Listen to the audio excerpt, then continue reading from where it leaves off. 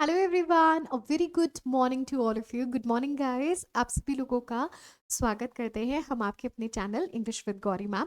So let's start the session. आइए session को start किया जाए और देखा जाए कि आज हम रूल नंबर 2 क्या पढ़ने वाले हैं। क्योंकि आप लोगों को पता है ना, ये सुबह जो 9 AM का क्लास फिर से शुरू हुआ है। ये क्लास क्या है? ये 80 rules, 80 important rules of grammar की क्लास शुरू हुई है।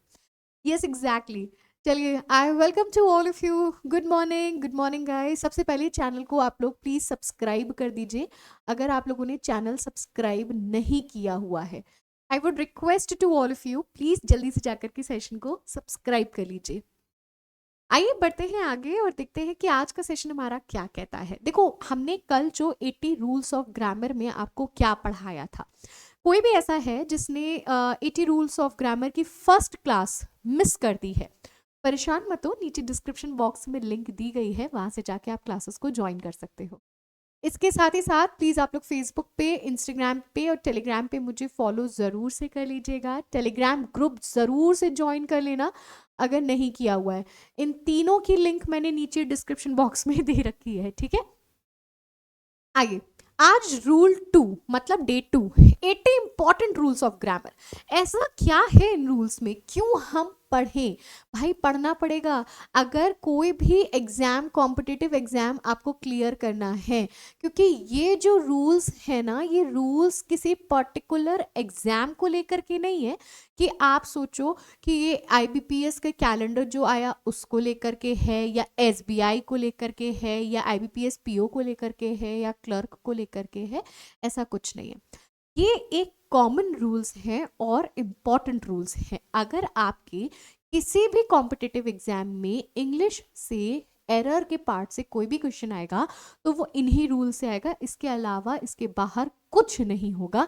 ये मैं श्योरिटी देती हूँ आपको, ठीक है। तो चलिए, आइए सेशन को स्टार्ट करते हैं। लेकिन प्लीज प्लीज जल्दी से एक बार सेशन को लाइक और शेयर कर दीजिएगा अगर आपने अभी तक लाइक और शेयर नहीं किया है तो, ठीक है। सबसे पहले प्लीज लाइक और शेयर कर दीजिए। चलिए, आज हम एक बहुत इंपॉर्टेंट रूल पढ़ेंगे। कल हमने आपको पढ़ाया था इनडेफिनेट प्रोनाउंस के बारे में कि एवरीबडी के संग क्या लगता है, एवरीथिंग के साथ क्या लगेगा, समबडी के साथ क्या लगता है, समथिंग के साथ क्या लगता है। ऐसे वर्ड्स जिनके संग हमेशा हमें कंफ्यूजन रहता है, तो उनके संग हम जेंडर कौन सा यूज करने वाले हैं, ये सब हमने आपको कल पढ़ाया था, है ना? पढ़ाया था ना? नहीं पढ़ाया था? पढ़ाया था भाई। अच्छा देखो, डिस्क्रिप्शन से लिंक ले लेना, डिस्क्रिप्शन बॉक्स में लिंक दी गई है तो लिंक जरूर से ले लेना। आज है डे 2 इस क्लास का और रूल नंबर 2 हम डिस्कस करने जा रहे हैं। आओ देखते हैं क्या कह रहा है। जब कभी भी आपके पास each, every, either, neither, any और नन, ध्यान दीजिएगा, मैं आपसे यहां पर सिर्फ एनी की बात कर रही हूं। एनी थिंक और एनी बडी की बात नहीं कर रही हूं, ठीक है। एनी बडी की कंडीशन पे और एनी थिंक की कंडीशन पर रूल दूसरा लगता है, इस चीज का भी ध्यान दीजिएगा, ठीक है। इसके साथ रूल दूसरा है, रूल नंबर 1 लगेगा इसके साथ, है ना। रूल नंबर 1 क्या है? नीचे डिस्क्रिप्शन बॉक्स में लिंक है, जाके देख लेना, ठीक। अब आ जाओ जरा, यहाँ पे क्या है। अच्छा हाँ, एक चीज और, अगर आपको ये भी पता करना है कि मैम एवरीबडी के संग क्या लगता है और एवरीथिंग के साथ क्या लगता है, तो इसका भी रूल नंबर 1 है, ठीक है। इसका भी रूल नंबर 1 है। नीचे डिस्क्रिप्शन बॉक्स में लिंक दी गई है, वहां से जाकर के आप वॉच कर सकते हो, ठीक है। चलो let's start the session. Okay, चलो देखो, जब कभी भी आपके पास आपके सेंटेंस का सेगमेंट कुछ इस तरह से बनता है कि आपके पास ईच आ गया, एवरी आ गया, नीदर आ गया, ईदर आ गया, एनी आ गया, या फिर नन आ गया, ठीक है।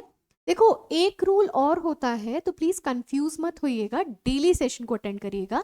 रूल्स बिल्कुल अलग अलग और अच्छे अच्छे रूल्स हैं, इस चीज का भी ध्यान दीजिएगा, ठीक है।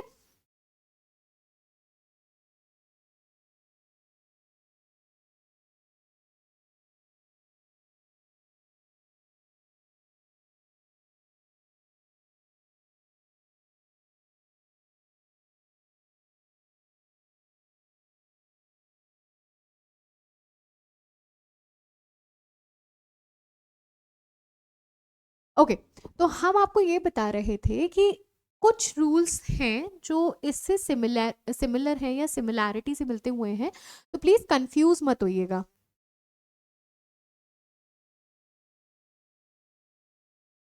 ठीक है, कंफ्यूज मत होइएगा, एक एक पॉइंट को अच्छे से नोट करिएगा। अगर कोई डाउट है तो अंदर कमेंट सेक्शन में आप मुझसे पूछ सकते हो।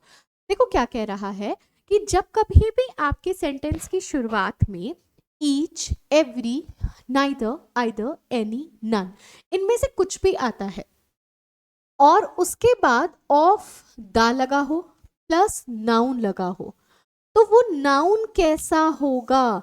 याद रखिएगा, उस कंडीशन पर आया हुआ नाउन हमेशा प्लूरल होता है।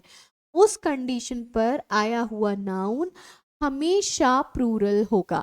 अगर ऑफ द लगा है तो, उस कंडीशन की मैं बात कर रही हूं, प्लीज ध्यान दीजिएगा। अगर ऑफ द लगा हुआ है, उस कंडीशन पर नाउन आपका प्लूरल होगा। उस कंडीशन पर नाउन आपका कैसा होगा? प्लूरल होगा। लेकिन लेकिन अगर इन वर्ड्स के बाद ऑफ द नहीं लगा है, इनके बाद ऑफ द नहीं लगा हुआ है, ऑफ द वर्ड नहीं आया है, डायरेक्ट नाउन आ जाती है, तो उस कंडीशन पर दी गई नाउन सिंगुलर फॉर्म में यूज होगी। बात समझ में आई, हाँ या ना? ठीक है, नोट कर लो, बहुत बहुत ज्यादा इंपॉर्टेंट रूल है। अगर आपके पास ईच आता है या फिर आपके पास एवरी आता है या आपके पास ईदर आता है या आपके पास नीदर आता है, एनी, नन, इनमें से किसी भी वर्ड के बाद ऑफ द आएगा, तो आगे आने वाला नाउन आपका प्लूरल नाउन ही होगा। ठीक है, ठीक है, बात क्लियर हुई। और अगर इन वर्ड्स के बाद डायरेक्ट नाउन आ जाती है, ये ऑफ द वर्ड नहीं आता है, तब उस कंडीशन पर दी गई नाउन सिंगुलर फॉर्म में होगी। क्यों ऐसा मैंने बोला? क्यों मैंने ऐसा बोला? क्योंकि हमेशा याद रखना, दो चीजें बहुत इंपॉर्टेंट है। द आपका आर्टिकल है, द आपका क्या है? आर्टिकल है, और आर्टिकल के बाद हमेशा नाउन आता है, पहली चीज। ठीक, पहली चीज, द आपका आर्टिकल है और आर्टिकल के बाद हमेशा हमेशा नाउन आता है। पहला पॉइंट क्लियर।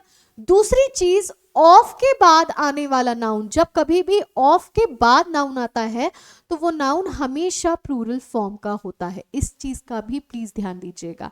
ठीक है, ये तो रूल हो गया जो मैंने आपको बताया। रूल के अलावा मैं अगर आपसे पार्ट डिस्कस करूं तो दा कभी भी आपके सेंटेंस में अगर आएगा तो उसके बाद नाउन ही आएगा, क्योंकि आर्टिकल के बाद हमेशा नाउन आता है। पहला पॉइंट।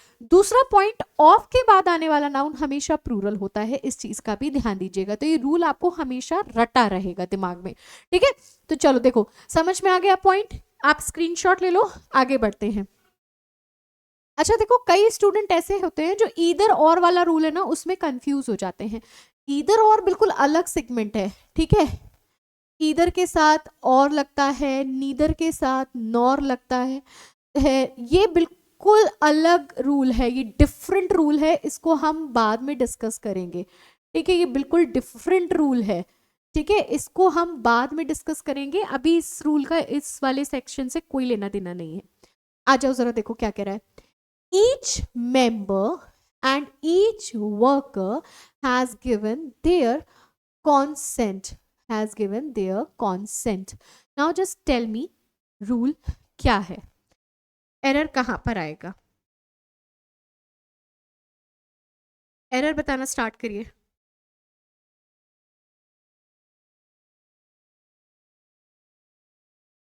बहुत बहुत ही अच्छा है ये, बताना स्टार्ट करिए बस।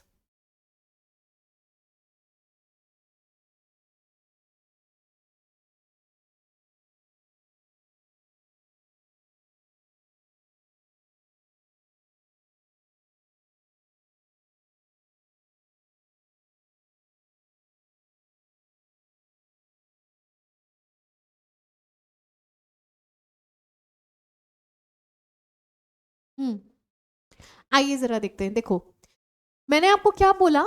ईच के बाद अगर नाउन आता है, मेंबर इज अ नाउन, ठीक है, member what, member is a noun and this is singular noun, this is singular noun.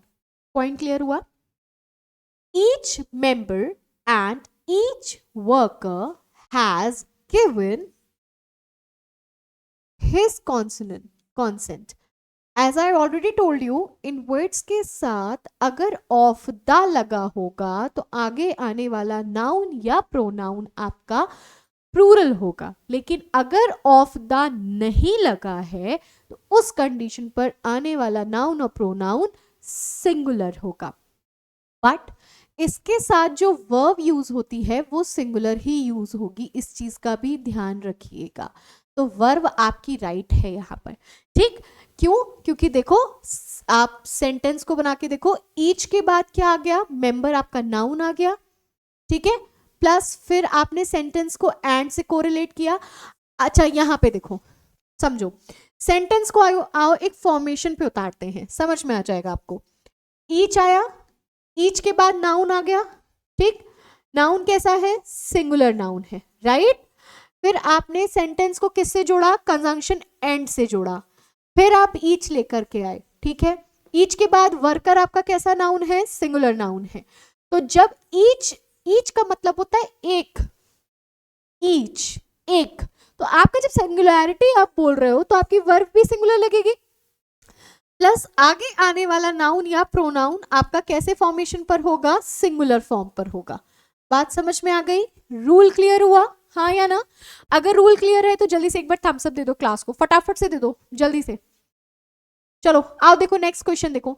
Every boy and every girl will do his best to pass the exam, to pass the exam. Now just tell me what you think answer क्या होगा? Every girl, every boy will do his best to pass the examination.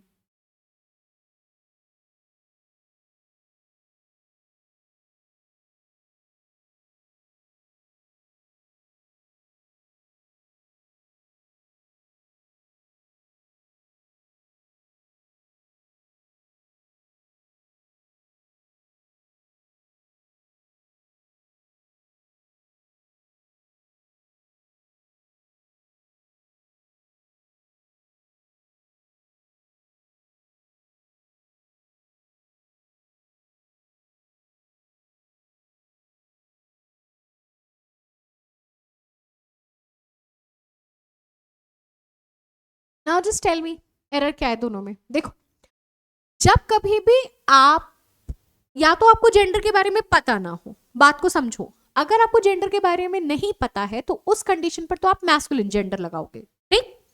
लेकिन जब कभी भी as such of आपको gender लगाना हो तो आपको नियरेस्ट देखना होगा कि नियरेस्ट क्या दिया हुआ है। आओ जरा पढ़ते हैं सेंटेंस को। Every boy and every girl will do her best to pass the exam. अब मैंने हर क्यों लगाया, हिज क्यों नहीं लगाया?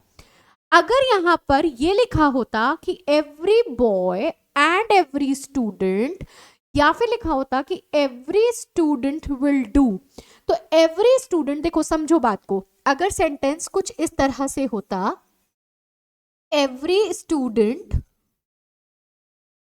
Will do his best to pass the exam, तो क्या ये सेंटेंस सही है? यस, एब्सोल्युटली सही है, क्योंकि यहां पे मैंने बोला एवरी, सब स्टूडेंट, सारे बच्चे।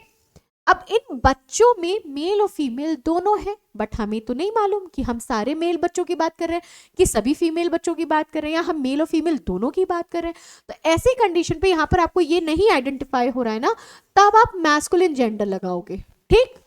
लेकिन जब कभी भी इस तरह से दिया होगा और नियरेस्ट जो भी होगा, नियरेस्ट जेंडर जो भी होगा उसके अकॉर्डिंग लगेगा, तब आप हर लगाओगे। बोलो बात समझ में आई, हाँ या ना? अगर ये उल्टा हो जाता कि every girl and every boy, तब आप हिज लगा देते। अगर ये सेंटेंस उल्टा हो जाता कि every girl and every boy will do his best, तब हिज हो जाता। क्यों?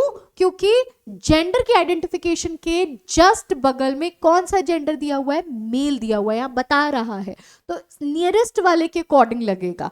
ठीक है, नियरेस्ट वाले के अकॉर्डिंग लगेगा, आप इसमें तुक्का नहीं मार सकते हो। बात समझ में आ गई? मैंने तीनों कैटेगरीज आपके पास लिख दी हैं। अगर आपके पास सेंटेंस ऐसे आ गया कि every girl and every boy, तो जो नियरेस्ट जेंडर होगा उसके अकॉर्डिंग आप लगाओगे। गर्ल होगा तो हर लगेगा, बॉय होगा तो हिज लगेगा। लेकिन अगर सिर्फ स्टूडेंट्स दे देता और नई क्लैरिफिकेशन देता, तब उस कंडीशन पर आप हिज लगाते, क्योंकि आपको पता ही नहीं है कि सामने वाले का जेंडर कौन सा है। दूसरी चीज यहां पे देखो, each man and each women went to her shop होगा, क्योंकि नियरेस्ट जेंडर आपका फेमिनिन जेंडर है, गर्ल है, वुमेन है। वुमेन की वजह से आप यहां पर हर लगा रहे हो। बात समझ में आ गई? दूसरी आपने सबसे इंपॉर्टेंट चीज देखी कि सब में सिंगुलैरिटी लगी हुई है, हिज भी सिंगुलर, हर भी सिंगुलर, हर इधर भी सिंगुलर। क्यों? क्योंकि ईच, एवरी, इधर, नीदर, इन सब के साथ हमेशा सिंगुलैरिटी लगती है। ठीक है, चलो चलो आंसर बताओ, कमेंट में आंसर दो।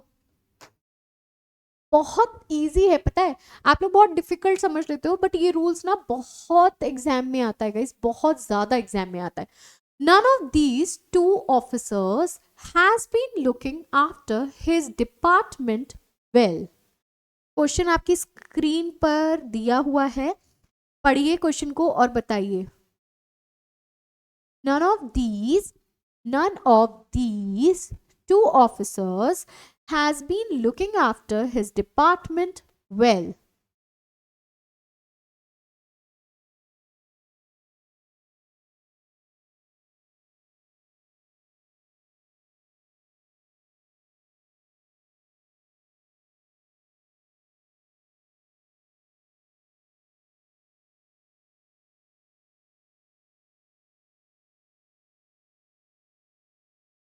नन का यूज आप सेंटेंस में कब करते हो?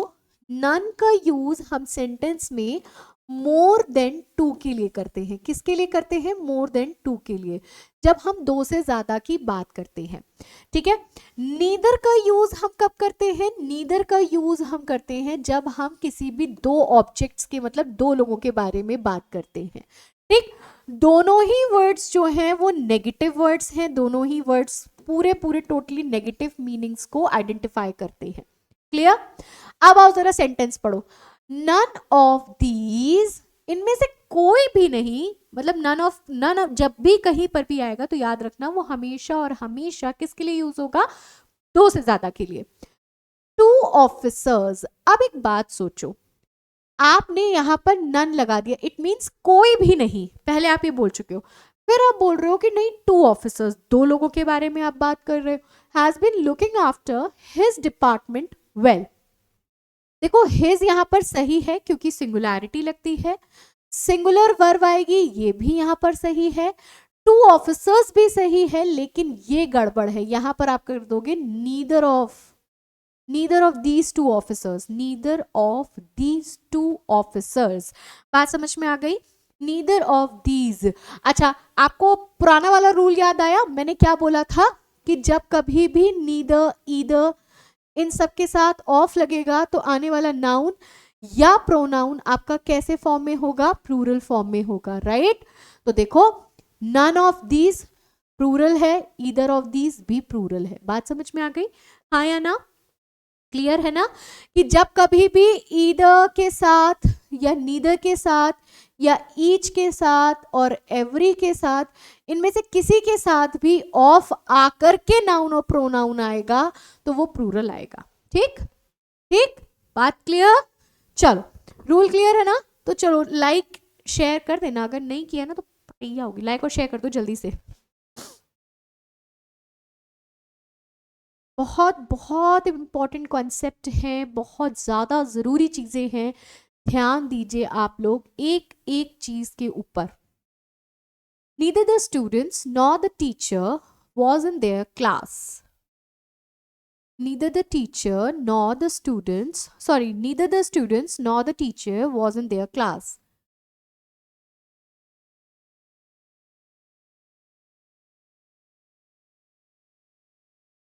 वैसे ये क्वेश्चन ना एक दूसरे रूल से रिलेट करता है,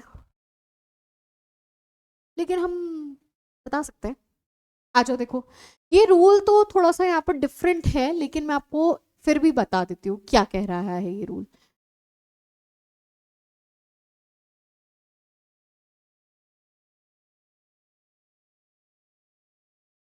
आपको भी वो वाला सेंटेंस याद है जो मैंने अभी डिस्कस किया था, एवरी गर्ल और एवरी बॉय वाला, जस्ट पहले ही डिस्कस किया था कि जो मतलब जो पहले होगा, जो पास में होगा, उसके अकॉर्डिंगली लगेगा ना। तो टीचर आपका यहाँ पर सिंगुलर है, टीचर आपका यहाँ पर सिंगुलर है, इसकी वजह से हमने सिंगुलर पोजेशन लगाया है। क्लियर? चलो देखो, ये क्लास जो है आपकी एवरी डे सुबह 9 AM पर आ रही है, ठीक है। 9 AM पर आप 80 रूल्स ऑफ ग्रामर पढ़ रहे हो, 80 रूल्स ऑफ ग्रामर को आप पढ़ रहे हैं, राइट। और 11 AM पर आप क्या पढ़ रहे हो? 11 AM पर आप स्पोकन इंग्लिश पढ़ रहे हो, स्पोकन इंग्लिश पढ़ रहे हो आप, ये भी इंपॉर्टेंट है क्योंकि, राइट। इसके साथ ही साथ 8 PM पर, क्योंकि अभी मार्च को पेपर है 4 मार्च को, तो SBI क्लर्क मेंस पढ़ रहे हो आप लोग, है ना। तो ये तीनों सेशंस बिल्कुल भी मत भूलिएगा। SBI क्लर्क मेंस का पेपर 4th वाला जो बच्चे हैं 4 तारीख को जिनका पेपर है वो भी निकाल लो यार, क्योंकि पेपर बहुत ईजी आया था इंग्लिश का 25 फरवरी को। तो हम पूरी पूरी होप कर रहे हैं कि मार्च का पेपर भी बहुत ईजी आएगा। इंग्लिश में मैंने जो कुछ भी आपको पढ़ाया है, जितना भी पढ़ाया है, बस उतना पढ़ के जाओ, डेफिनेटली एग्जाम आपका क्रैक हो जाएगा। ये एकदम बढ़िया से बस प्रिपरेशन अच्छे से करके जाओ। देखो, अपनी तरफ से कोई कमी मत रखो कि मैम हमने तो अपनी तरफ से कमी रख दी, बट आप तो कहते आएगा पेपर में, ऐसा थोड़ी होता है यार। पढ़ना तो आपको भी पड़ेगा ना, तो इस चीज़ का ध्यान रखो, ठीक है। चैनल को प्लीज़ आप लोग सब्सक्राइब कर लीजिएगा, अगर आपने चैनल अभी तक सब्सक्राइब नहीं किया है। सेशन को लाइक और शेयर करिएगा अपने दोस्तों के साथ। मिलते हैं आपसे नेक्स्ट क्लास 11 बजे, तब तक के लिए अपना ध्यान रखिएगा। और हाँ, रात को 8 बजे वाला SBI क्लर्क लेना भूलना मत, ठीक है। तो क्लास के लिए प्लीज़ पहले देखो, चैनल को सब्सक्राइब कर लोगे ना तो क्लासेस के नोटिफिकेशंस आपको आते रहेंगे, ठीक है। तो मिलते हैं आपसे नेक्स्ट क्लास में, तब तक के लिए thank you and have a very blessed day to all of you. Thank you everyone.